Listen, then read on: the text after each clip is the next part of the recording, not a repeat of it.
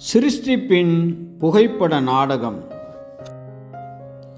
இறுதியாக 40 ஆண்டுகால வனாந்தர பிரயாணத்திற்கு பிறகு இஸ்ரவேலர் யோர்தானுக்கு கொண்டு வரப்பட்டு யோசுவாவின் தலைமையின் கீழாக அவர்கள் எங்கு ஆற்றை கடக்க வேண்டும் என்பது அவர்களுக்கு தெரிவிக்கப்பட்டது.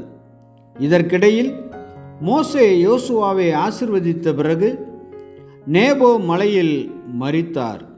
உபாகமம் 4:21-22, 9:1, 32:48-52, 34:5-9.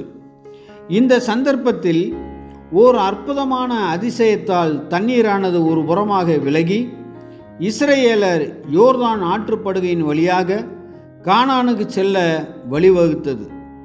எல்லாமே தேவன் நியமித்த சரியான நேரத்தில் நடந்ததால் ஆசாரியர் பெட்டியை சுமந்து கொண்டு தண்ணீருக்குள் இறங்கும்போது அவர்களின் கால்கள் தண்ணீரின் ஓரத்தில் பட்டவுடனேயே தண்ணீர் குறையத் தொடங்கியது.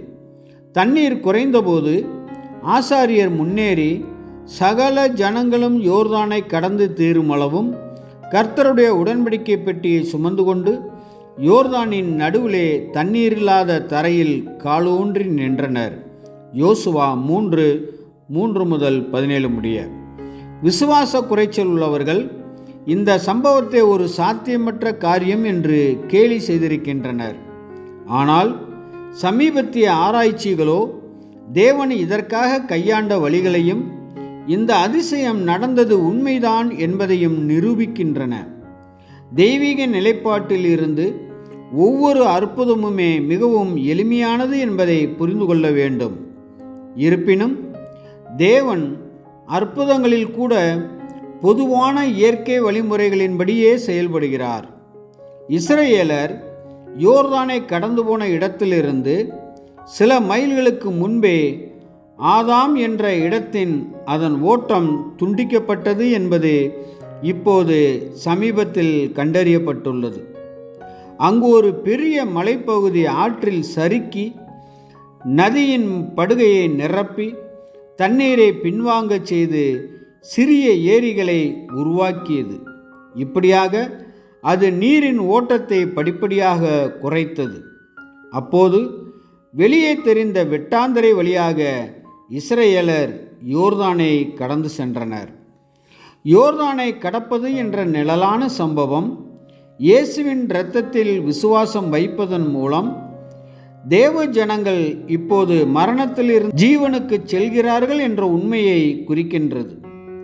புதிய ஜீவன் ஆரம்பமாகி அவர்கள் விசுவாசத்தின்படி நடந்து விசுவாசத்தின்படியே ஜீவிக்கவும் செய்கிறார்கள். மேலும் கர்த்தருடைய நாமத்திலும் அவருடைய வழிகாட்டுதலின் கீழும் விசுவாசத்தினால் அவர்கள் நல்ல போராட்டத்தை போராடுகிறார்கள். மேலும் யோசுவா என்றால் இயேசு இரட்சகர், விடுவிப்பவர் என்பது பொருளாகும். கடந்த காலத்தின் நிழலான சம்பவங்களையும் தீர்க்க தரிசனங்களையும் குறித்து அப்போஸ்தலர் கூறும்போது நியாயப்பிரமாணமானது வரப்போகிற நன்மைகளின் நிழலாய் இருக்கிறதென்றும் முன்பு எழுதியிருக்கிறவைகளெல்லாம் திருச்சபைக்கான விசேஷித்த போதனையாக எழுதியிருக்கிறது என்றும் நமக்கு சொல்கிறார்கள்.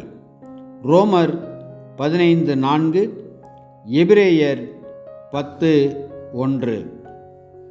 ஆமென்.